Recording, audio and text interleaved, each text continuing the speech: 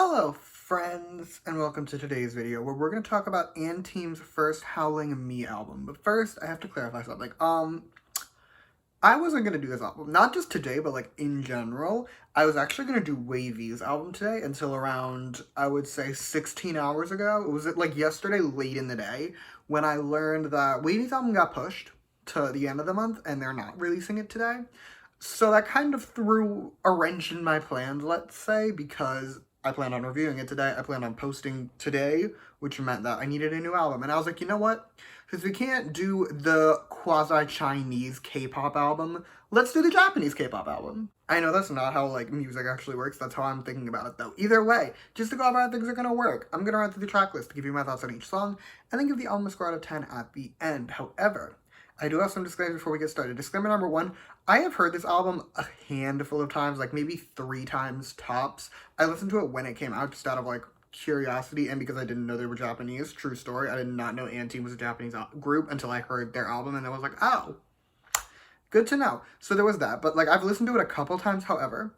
My opinions on these songs still very much may change over time. Second disclaimer, my standard one, everything I say in this video is just my opinion. You do not have to agree with my opinion. Music is subjective, and that is great.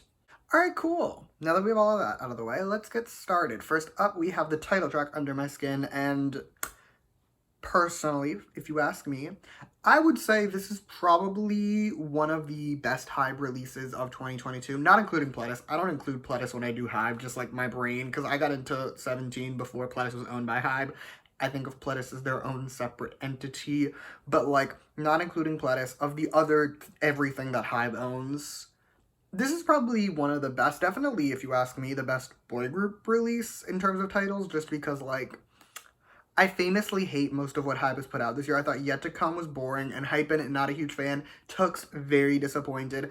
Even their girl groups, like New Jeans, I have issues with that album. We're not getting into it again. And Le Sserafim didn't like their debut, definitely liked Anti-Fragile more, but, like, this is very possibly my favorite Hybe release in terms of titles again, but, like, favorite Hybe title of 2022, which is kind of sad if you ask me.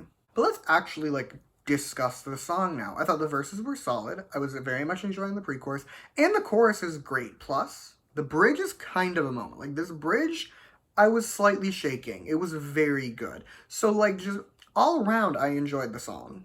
My only real issue with this song is gonna sound weird, but like, hear me out, okay? Because this is their debut, and I feel like for your debut, you kind of want to do the most. Like, you want to have an absolute slay debut. Like, for example, right? I'm gonna use me, okay? Nine Eye. I have become a Nine Eye supremacist in 2022 because their debut album is phenomenal, which meant that after I listened to it, I was like, okay, we're a Nine Eye stan now, and I listened to their second album, and I have both copies of their albums. Like, I'm a Nine Eye stan because their debut was slay. This debut, it's quite good, like, don't get me wrong, I did very much enjoy it, but it's not quite slay, and it makes me think that, like, if they weren't a Hybe group, they wouldn't see a certain level of success, if you know what I mean. Anyway, next we have Scent of You, and this song, I get it, I see the vision, I understand what we're going for, and I can get behind it, I can support it, even if you ask me, this is the weakest song on the album.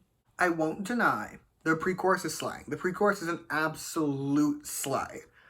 But the rest of the song really isn't. Like, the chorus is fine, even if it's not really doing much. However, the rest of the song is just not my favorite. The bridge sucks. Like, I'm sorry, I really didn't like the bridge.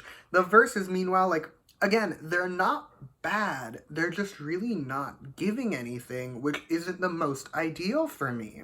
So the conclusion I've come to is the following about this song, okay?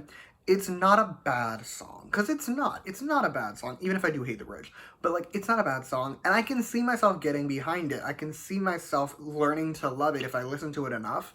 But as of right now, I'm not a huge fan. This is probably my least favorite song on the album. On the other hand, next we have my favorite song, which is Buzz Love. And I'm sorry, this song, chill pop banger masterpiece. Like, absolutely a moment. I adore this song. I knew from the very first second I was going to love this song. And why did I know that? Because the background music of the song is going off in every way. Also, the song as a whole just slaps. Like, it's a great song. So, like, let's get into it, okay?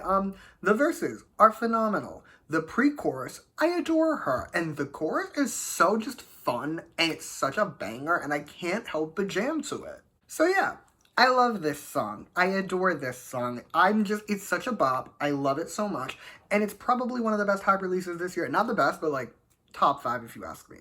Last but not least, we have the final countdown and a team version. Now, I'm assuming this is the song from their show. I could not be bothered to watch the show, nor do I care enough to check and just confirm this fact.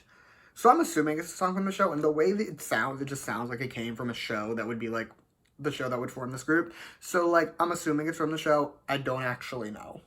Either way though, this song was excellent. The background music right off the bat is amazing, and I adored her. Plus, the verses are great. The chorus, loved it. And the bridge, honestly, a bit of a moment. So just all around, this song was giving everything I could have asked for. It is score time. Overall, I'm giving this album a 9.2 out of 10. So let me explain. There are 4 songs on this album, right?